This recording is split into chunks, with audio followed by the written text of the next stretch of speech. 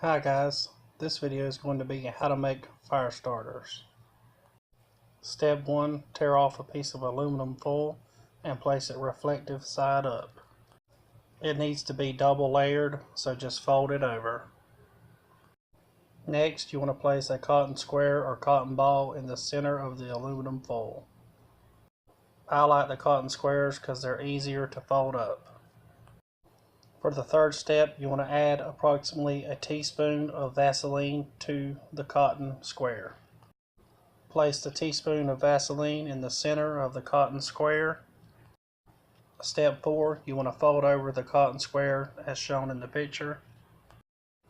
Step 5, fold up the aluminum foil compactly like this. It's approximately a 1 inch by 1.5 inch square.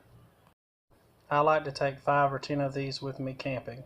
I'll be showing you another video on how they burn.